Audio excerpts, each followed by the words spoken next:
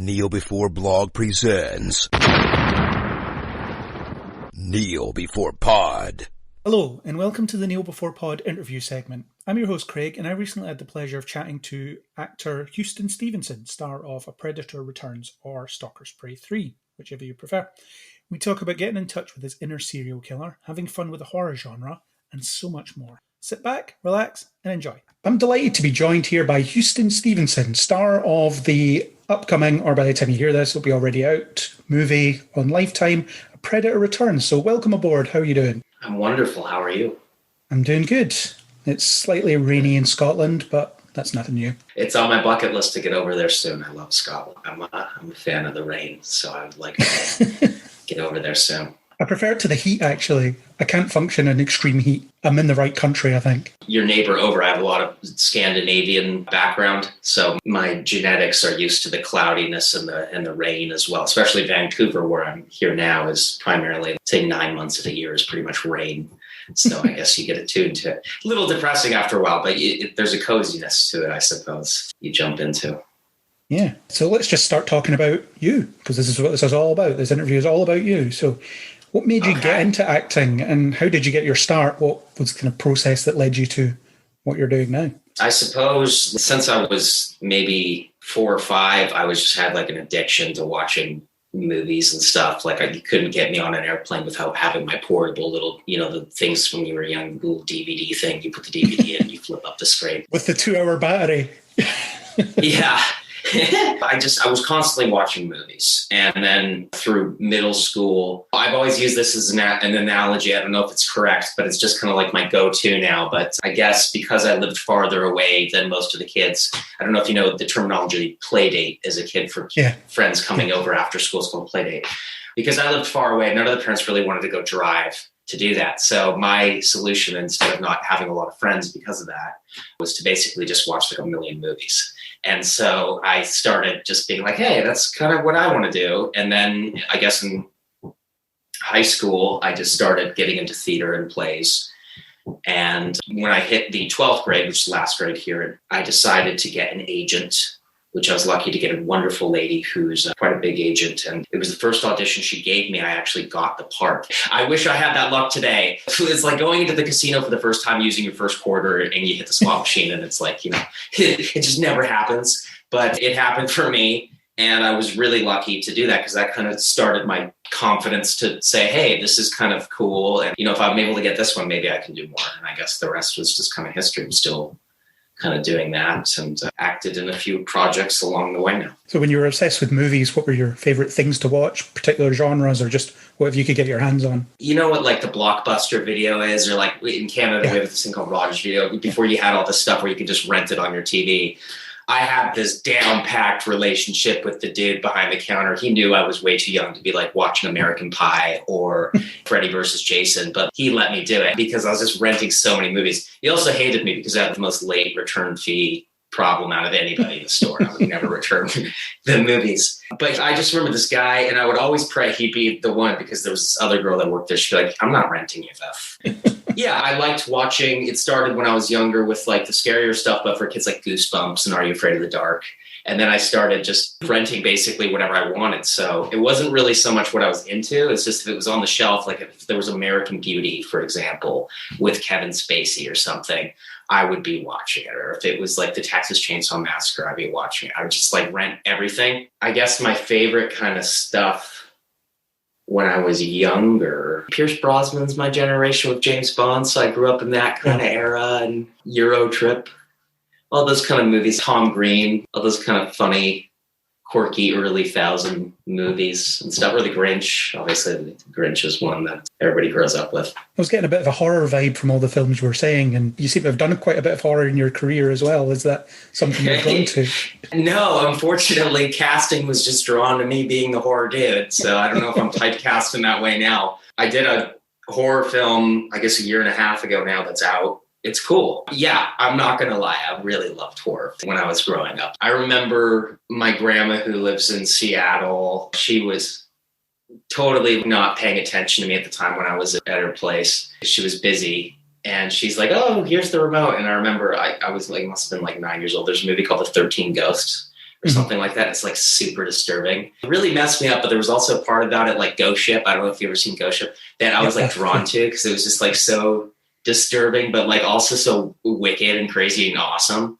So yeah, big fan of horror. Not gonna lie, love it. Yeah, it's always good to just drown in the tropes, I guess. Just every horror movie has these types of characters and these situations and all that. It can be quite fun to just deconstruct, I guess. And it must be fun to be part of that as well. It was interesting. Lots of fake blood. This movie that's coming out now, which is the follow-up to the one I did before, it's the next one that's coming out, is a guy who's like a total serial killer. He doesn't want to be. He wants to be in love with this girl, but she doesn't love him back. And so he basically goes on a killing spree. He can't handle himself. So there's a lot of slight murder in that, but it's very Lifetime-y. It's not like a gory horror film. The Fear Farm one that came out last year was basically like the Texas Chainsaw Massacre, but with comedy. So American Pie meets the Texas Chainsaw Massacre. And it is fun because I'm out in this cornfield, which is one of the biggest corn mazes in North America. And it's not like a glamorous set. It's dirt everywhere. And I'm like in chicken coops. And I've actually never told this story, but I'll tell it now. While I was doing my stunts, because we had this massive scene coming up with this dulled machete. It was like a real machete, but it was dulled down. We were practicing. So this girl's coming at me, this lady who works at the theme park. You know, it's meant to be the scary maze that you go into. And people are supposed to chase you. Little do we know this, they're actually going to kill us in real life. So we had this choreography down where she would swing at me and I thought she was playing around, go into one of those, you know, those playland things where there's a haunted maze and stuff. I was like, oh, ha, ha, ha. And then she's swinging me. So my choreography is to fall on the ground, roll over. She selects it and it misses me and it goes into the ground. And I rolled over the wrong way and the machete went right into my forehead. Ouch. Opened my eyes after being boomed in the head and blood just gushed all down my face. And I was like, oh shit. And everyone's freaking out. Everyone's shutting things down. There's all this words running around. The PAs are running around. Houston's been stabbed in the head with a machete. And I'm like, no, it's okay. I'm good. For the rest of the movie, I wore my hair down because there was a massive bump on my head. So if you see the movie, the reason the halfway through the movie, my hair is not up anymore and it's down is because I had been hit in the head with a machete. So horror films are fun to shoot in the way that they're a little bit like real life if you're not careful. So the best violence didn't make it into the film, even by the sounds of things. That scene didn't make it into the film, but there's some pretty gruesome stuff that we did. Like, for example, I wake up and I'm on this gurney and she's shaving my leg with a skin peeler, like a carrot peeler. I'm supposed to be in a lot of pain, and because I'm a weirdo, I like to feel like pain in real life because I don't want fake pain. I got them to put on this really strong electrical tape on my legs so that every single time she'd shave, I got one of the guys who wasn't in the camera to just rip it on my leg. So in real life, I'm like, ah! And that kind of gave their reaction in the scene that we were looking for. Just looking through your IMDb page, a couple of things caught my eye. The Descendants franchise, you were in the second and third one. Seems like a reasonable sized Disney project. You worked with Dove Cameron, and it seems like kind of an interesting project. I haven't seen it, but it seems like quite an interesting concept. What was it like being on set for that? And I know that Dove Cameron's doing a lot right now. She's going to be in Powerpuff Girls, for example, the live action one. Wow. So. She's a sweetheart. Everybody who was on that cast was super nice, especially Cameron, who sadly passed away almost a couple of years ago. I just remember when we weren't shooting. I only had a small cameo in it. The reason I got in that film was because beside of the acting in the past, I was working as a PA on this set. They started getting me to drive the director around and the actors around because I had this car that was new and they needed a driver. And I didn't really even know who the director was. I just had this job because my buddy I went to high school with was like, oh, my dad's a film producer. If you ever want to learn the background behind film, you can come work as a production assistant in the office. So I was like, oh, that's great. It's a good learning experience. And so they got me to go pick up the director. And I didn't know Kenny was the director of like all the high school musicals. And This Is It with Michael Jackson and Hocus Pocus and The Descendants.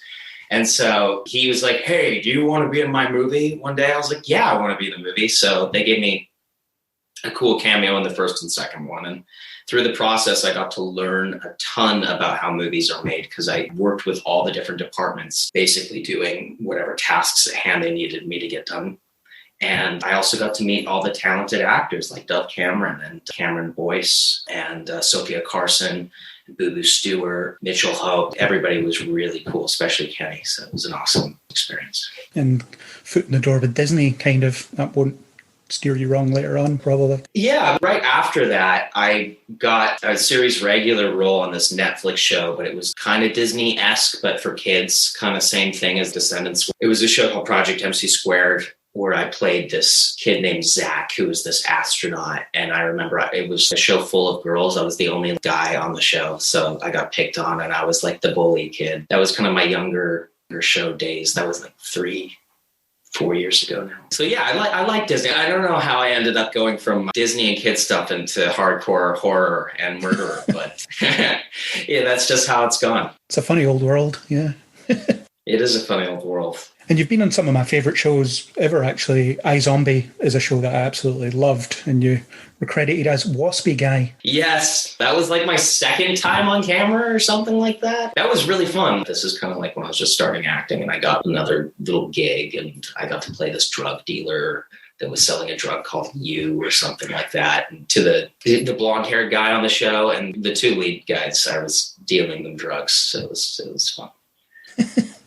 Yeah, it seems like it would be a fun set. The comedy on that was next level. It always had me roaring laughing watching episodes because it just landed so well, I think. I never personally got into the show. Now that you say that, I want to get into the show. What I thought was cool about it was the location we were filming at was actually in a nightclub that I used to go to with my friends, which was really tough to get into. The bouncer there would always make me wait in the line the longest because he just didn't like me. One day when they closed the place down and I was walking through it being paid to be there as an actor, I was like, oh yeah, I felt pretty cool. It was like McLovin. I was like, I'm McLovin. I'm in the club now. On the other side of the velvet rope. Yeah, on the other side of the velvet rope. It was a victorious day for me. And on Arrow, another one of my favourite shows, Private Collins, and you were killed by Gary Chalk, which must be a good sort of nerdy achievement to be murdered by Gary Chalk. He was so cool. He not only was really nice, but he helped immerse me into that world, especially David Ramsey. That guy's big. And when we did the scene where we were just going in with the guns and I get shot and he's holding me, we had to do that all in one take. I don't know if you've seen the scene, but we had these explosive pressure points in the wall because there's like a grenade that goes up. So it's like a one-take wonder. I was quite a fresh actor at the time. I'd never been given a gun, let alone a real gun that had blanks in it before. So I'm trying to look cool. Like they're like, do you know how to do this? I'm like, of course I know how to do this. Don't even mess with me. But seriously, the inside, I was freaking the hell out. And also we were in this real military gear. So the set was covered in all these lights. I was sweating like a pig. And David Ramsey just comes in. He's like 6'2", and as soon as I get shot, he just boom grabs me like a linebacker and pulls me out. It felt like the real deal, and the blanks were shooting like loud. That was probably the funnest I've ever. Even if it was like for a couple days of shooting that scene, that would probably be the funnest thing I've ever done because it felt like I was actually with the gun shooting and the things exploding in fragments and stuff and other people shooting guns. It felt like for a minute like I wasn't acting anymore, but I was kind of like, whoa, I'm in a war zone. So that was really cool. And I love Arrow. I've seen a lot of Arrow. Yeah, Arrow's great. It's one of my favourite shows. I still miss it. I wish it was coming back, but all things must end. What prep went into playing a soldier? Did you get training on how to use the guns and how to move and how to do all that? Not at all. No one gave me any prep. I think they expected me to already know it. I watched a ton of cops and SWAT and stuff, and I loved war movies, so I kind of knew the lingo of how they walked to the gun or played a lot of that. What's that? Tom Clancy's Rainbow Six stuff. Yeah. So I kind of copied in my mind of what it would be like to infiltrate into a room and there's like all these terrorists back there. And I'd done a bunch of paintballing out of shotguns in the States and stuff. So I knew how to shoot a gun, but there was no training. So I was like, do or die. It must have been great being taken under the wing of Diggle. He's the mentor on the show in a lot of ways. And you got to be mentored by him for a whole episode or almost a whole episode. Yeah, it was pretty badass. It felt really special. And I remember that through the entire duration of me being there, I was like, when should I ask him for a picture? Should I ask him for a picture? I don't know. But I ended up doing it. I failed. I was like, hey, can you take a photo of me? He was so cool about it. He took the photo and then he reposted it on his own Instagram. So he was a really sweet dude. I hope to see him more stuff. I know he's doing directing and guest stints and all the Arrowverse stuff coming up, or most of it. I didn't know that. That's cool. Batwoman pretty soon, Legends, and he'll be on Superman, I think, as well. He's definitely directing one on Superman. Yeah.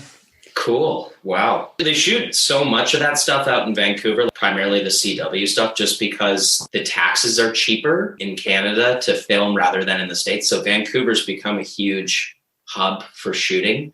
And that's why, for me, in the past 5 years of just building up my resume, continuing to get more and more work, it's been a blessing for me as opposed to being in LA because there's just less competition. And they're rather going to hire a Canadian actor that has the same talent as an American actor as long as you sound American. I actually am lucky I'm dual citizen rather than fly somebody up and then pay for all of that. So it takes the competition out of the crazy, very difficult to get into acting world. I shouldn't have said that.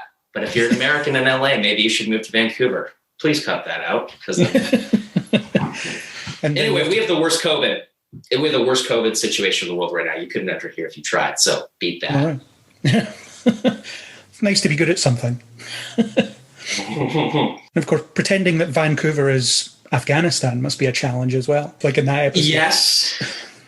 If you're referencing the Arrow day of being on set that day, I basically listened to my CCR on my headphones of Run Through the Jungle. And just watched a bunch of war movies that night and just kind of said to myself, hey, let's just go in the sandbox like a kid does. And let's just be an astronaut or be a soldier and just play with it. Didn't have any, this is how you hold the gun or this is how you walk. They just kind of threw me into the deep end of the pool. And luckily, at least in my experience from what I saw, that it came across as natural, especially because the character that I played in that, he was new to it. He was a recruit and he was nervous to go to war. He didn't want to have to do it. And that's where Dingle takes him on as a mentor. So I had to find that balance of not being too overly confident with it. So he seems like he's kind of fresh and also he went through military standard training. I remember the episode really well. It was a really good episode. It was when Diggle was off doing his soul searching or whatever and then got framed and stuff. And well, your character's death is what gets him framed, so that's important. I remember in that scene where they shot me, if you rewatch it, I have the biggest double chin in the world. I went down like, and I just hated the way I died, but whatever. Little Easter egg if you want to check it out. See a big double chin. I like it. It was like, yeah, anyway. I'm sure nobody noticed. You'll just be more critical of yourself than others will be. I tend to be I have a very difficult time watching myself on the camera, for sure. It makes me kind of queasy. So what's it like pretending to be shot and killed? What went into filming that death scene? What went into it was a lot of me running up to the director beforehand saying, are we sure we want to do this? Maybe he lives. Maybe he doesn't die. Maybe he joins Team Arrow.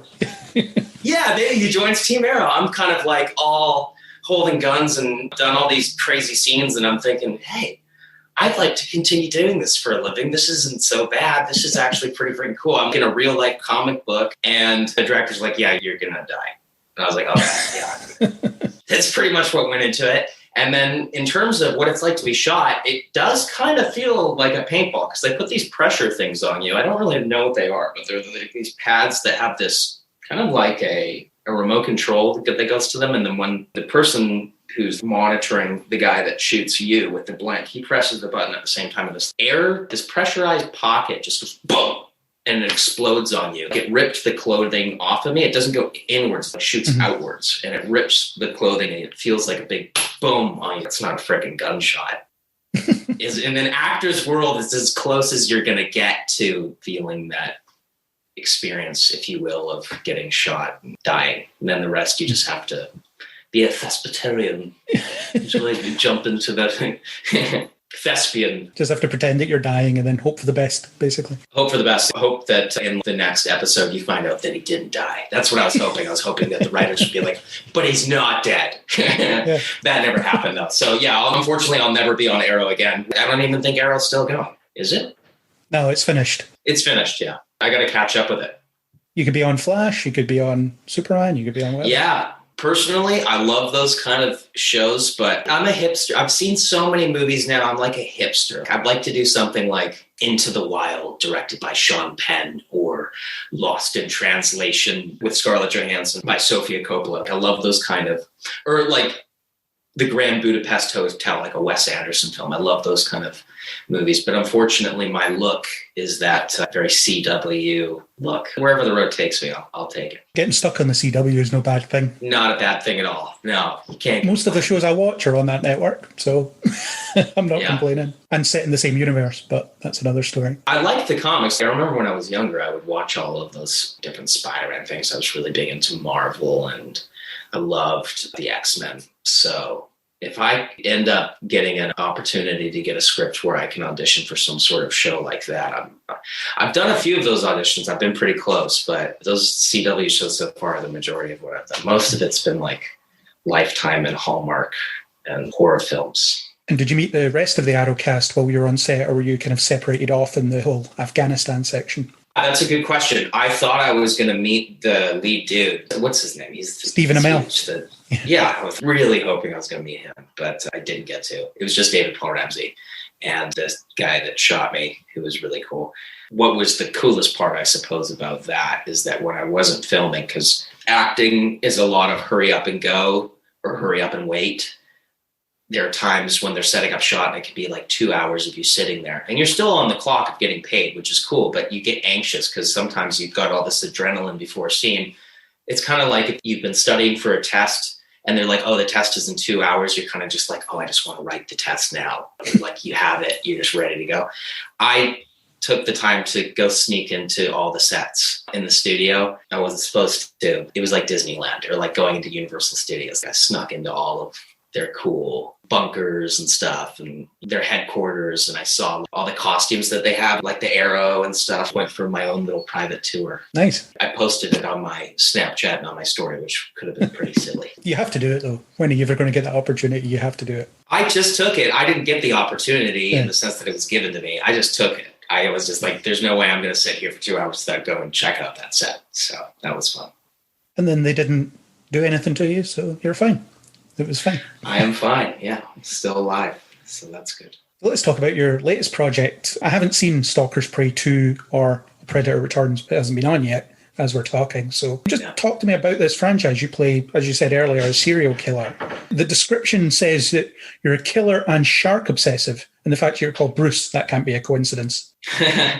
That's one of the little fun cheesy hidden gems of the movie. It's a fun movie. So the reason it's Stalker's Prey 2 is because the first one came out on Lifetime, which is a big network. Lifetime is owned by Disney and A&E. I think it's like 93.8 million households that subscribe to the network. So when I found out I got this part, I was like, whoa, that's pretty nuts. And plus, I love the character because he's a lot like me in real life. And like, I'm always dealing with heartbreaks over my exes, and he's totally heartbroken like me. Plus, he's infatuated with sharks. Right before this movie, I was raising awareness for the finning of sharks because they're being illegally finned for their fins all over the world for shark fin soup. It's a long story, but hundreds of millions of them, 100 million actually to be precise, you can search it up, are dying every year across the Pacific and the Atlantic for their fins, which is just destroying the ecosystem. And the guy loves sharks. I love sharks. The only thing that makes this different is he murders and I don't. But the first movie came out on Lifetime and it did really well. And then 3 years later, Lifetime was like, hey, let's make the same movie, but with a different guy. It's like I was reincarnated. It's like a different Batman or a new James Bond took the role. And it's almost like a remake. So I hate it when people say Stalker's Prey 2. I like to call it the new Stalker's Prey because it had more of a better quality. And so Lifetime named it A Predator's Obsession. Stalker's Prey 2. Yeah, I saw that. It was like an alternate title. Yeah, so it's kind of like a remake, but it slightly follows the storyline from the original one. But if you didn't watch the original, which you should because it's a very good movie, it explains everything from the second one as if it's starting from square one.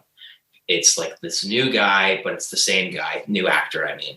And it's fun. It's a guy that's heartbroken and in love, and it starts out like The Notebook.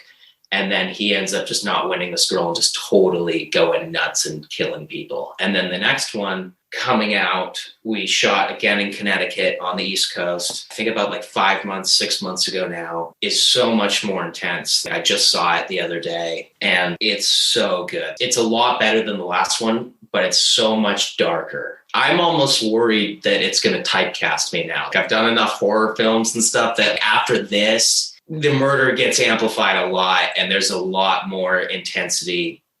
But the actors who acted with me were just incredible. So it made the environment really lovely. It was a great, really professional place to be. And I'm really excited for it to come out. Give it a watch. I kid you not. Most people and actors like, hey, go watch my movie. And they're thinking in their mind, oh, God, I don't want to watch your movie. But I recommend it. It's not a bad movie. The problem with Stalker's Prey 2, Predator's Obsession, was that at the very end of the movie, they raced into the CGI, so the sharks just look pretty atrocious. So is it kind of a slasher film or a mix of stuff, or there's not a lot of information on IMDb about it?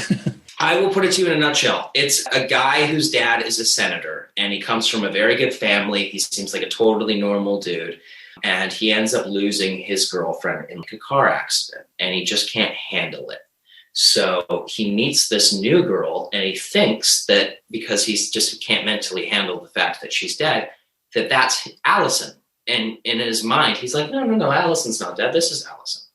And at first, before he starts calling her Allison, she starts liking him back, and they form a relationship. And then he starts getting weird. He starts calling her Allison. She's like, why are you calling me Allison? She leaves him. As soon as she leaves him, he starts stalking her more and more, going into her bedroom, like smelling her clothing and doing weird things. And then he starts doing crazy stuff like murdering her family and murdering her best friends and lots of slashery type stuff, feeding them to sharks. And yes, it was a bit of a darker character for sure. And what's it like preparing to be in the mindset of someone as psychotic as that kind of complex psychotic mind of a serial killer? Honestly, because I don't want to sound like I'm one of those nerdy hipster actor dudes that's like a Joaquin Phoenix, but I believe if you have the opportunity to do something like that, then why not give it your all? So if I look at these great people like Heath Ledger, for example, they put themselves and they immerse themselves in that world. I kind of said, well, then why shouldn't I? I want to try to do what they do. Even if it's half of what they've done, I'm going to give it 100%. So I would listen to really dark and heavy tones and sounds before I would go in, like meditational shit that would apparently make you feel heavy. I would read through the text between me and my ex-girlfriend. I did a lot of stuff to put myself in the character that way. I'd listen to heavy music, like heavy rock and stuff. I got really kind of like kooky. And I slept like maybe 3 hours a day. I had huge circles under my eyes, and I kind of went a little cuckoo, but it was good because at least I knew my lines. The longest you know your lines and you're cuckoo.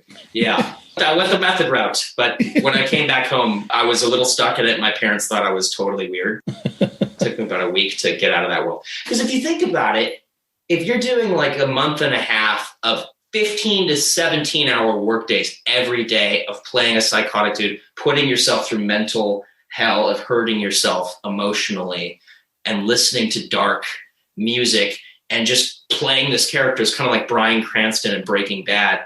Eventually it's like hypnosis. It's like if you play enough piano for hours and hours and hours, if you're playing a really sad song, it's going to affect your mood.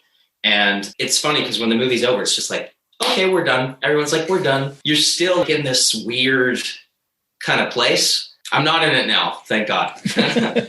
It's all past. It's all past. Until the next one, until... There could be a next one because actually I can't say anything. No spoilers, yeah.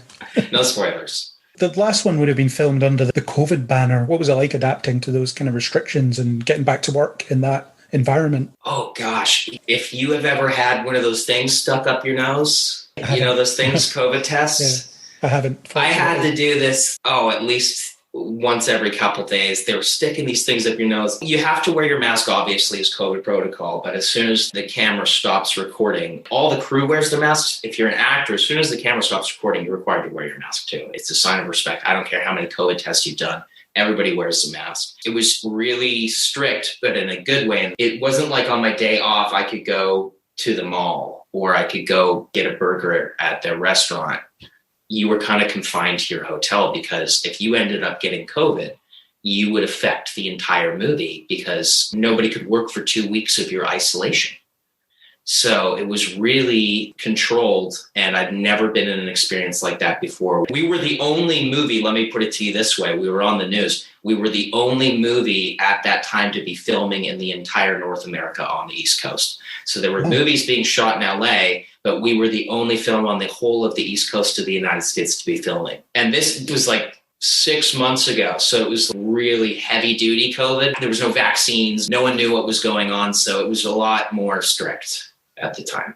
I mean, if there's not working, then the restrictions are a small price to pay, aren't they? But I imagine it must have slowed everything down a bit, just adapting to them. It did. The thing is, with half the crew, as I said, you don't have the luxury of having a 10-hour workday. We were going until 4 or 5 in the morning because everybody had to go into overdrive. The best thing about the fact that it was COVID, though, and having half the crew is that everybody in the crew wanted to be there because no one had any work. Everyone was quarantined. So as soon as people were like, hey, I can go actually work right now and wear a mask and get paid to do it and do what my job is, whether you're in the camera department or you're in the lighting or sound, people were like ready to go. So it was just kind of smaller setting of crew, but a really intense amount of pressure on everybody to get it done in the period of time that we had to get it done.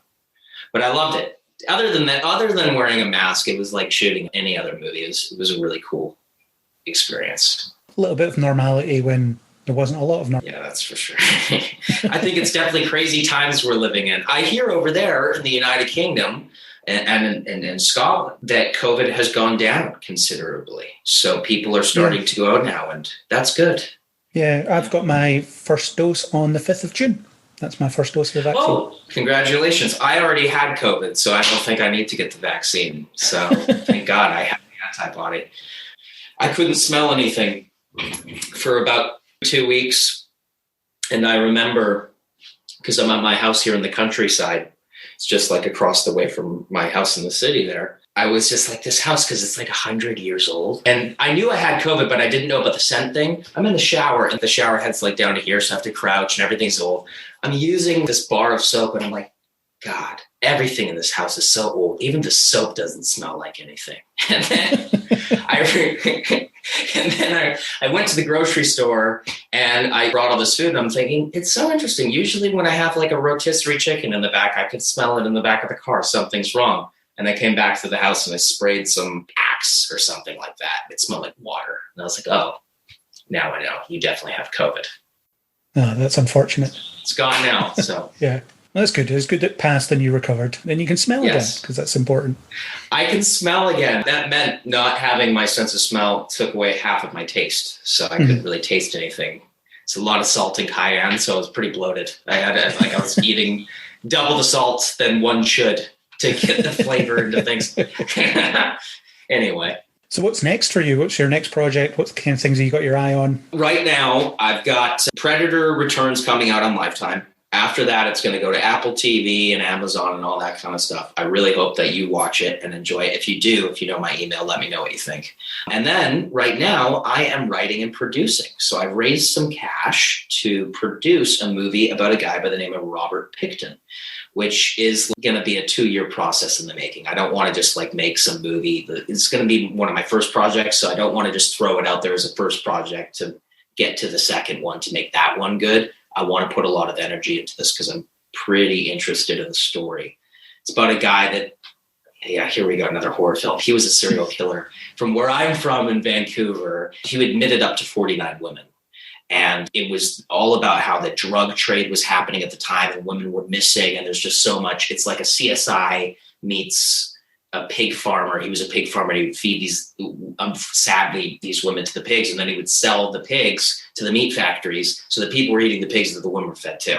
Plus, you had the worst heroin epidemic in the world at the time in Vancouver. So the police didn't know if people were missing because of overdoses or they were missing because this murderer for the past 30 years, who was a millionaire because he had all this land that he owned, had free range to just kill. So I'm putting that together. That's what I'm working on. More horror. Maybe that's what my path is, just the darkness. Are you planning to star in this one or find someone else? I don't think so. Maybe. I'd like to direct it. I'm writing it right now and I'm producing it. I'm raising all the capital and I've raised a lot of money so far, but I'm not sure if I want to act in another if I put myself in my own movie and it's a horror film after all of this gory stuff that I've done, I think for the rest of my life, casting is just going to be like, hey, that's our horror guy. There's our scary dude. So maybe like a cheesy romance movie would be nice, like How to Lose a Guy in 10 Days, one of those stupid movies. So yeah, maybe I need one of those happy, or like a Talladega Nights would be fun. Ricky Bobby. I'd love to act in one of those Will Ferrell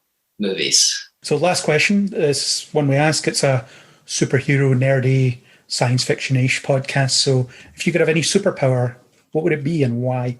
I'm going to have to go with invisibility, simply because if I'm at an airport, I just hate the security line. I'd like to just go through, never have to worry about being patted down. So that's what I do. That's an interesting one. Yeah, invisibility would be cool. What about you? What would you like? I've always wanted to have speed. Speed, like super fast, like the lightning. Yeah, just get away. Yeah, so I can be places instantly, write quickly, let my brain work quickly. Yeah. It's like the Red Hot Chili Peppers. Get it away, get it away, get it away, get it away now. Yeah. So I'd be the Flash, essentially. But I wouldn't help anybody. Sick. I'd just kind of run around and suit myself. Rob Banks. I don't know if I'd rob banks. You wouldn't be the bad guy? No, I'm too lazy to be the bad guy. I think I would just do whatever. I need to be here in 2 minutes, and then I'd be there with 1 minute, 45 seconds to spare. So you don't like transportation? Yeah, I don't like waiting for stuff. I can't stand it either. I'm with you. I might take the speed over the invisibility, because the invisibility means you still have to wait on the 9-hour flight over to Scotland. Yeah. If you could run that fast, I think water would be like concrete. So I think you could make your way across pretty easily. Yeah. I mean, I like being on a long train journey and watching things or something, just reading or whatever, just taking time. But yeah, when I need to be somewhere, I just want to be there. You mean like one of those beautiful train rides through the Swiss Alps, with the wolves and stuff? Like that'd be amazing. Christmas. Yeah. I love that stuff too. Yeah, I'm so happy about that. So thanks very much for taking the time to come on and talk about your career, your life, and everything in between. It's been great speaking to you. It's been great meeting you. Thank you for having me. I appreciate it. It's my pleasure. And I really hope your writing and producing and possibly directing project takes off. I hope to see you in more Arrowverse stuff, perhaps. It's been long enough. You could turn up as a different person. It happens. I think it's about time. I think I want to go into the romantic world. Maybe, if I'm lucky, I will find my castmate will be single, like in Mr. and Mrs. Smith, and that's where I'll find my true love. That's what I'm hoping one day. So I don't have to be this heartbroken, gloomy guy in all these movies anymore. Thank you for having me. Keep my fingers crossed for you there. But yeah, thanks for coming on. Keep them crossed. It's been a pleasure. It's been a pleasure. That was my chat with Houston Stevenson. I'd like to once again wish him all the best with his future projects. I really do hope he succeeds in everything he's working on. If you like what you heard, then don't forget to subscribe on Apple Podcasts, Spotify, or any major podcasting app. Apple users, please do leave us a star rating and a review.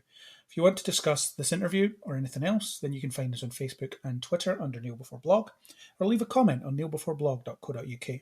As always, I hope you'll join us next time on Kneel Before Pod.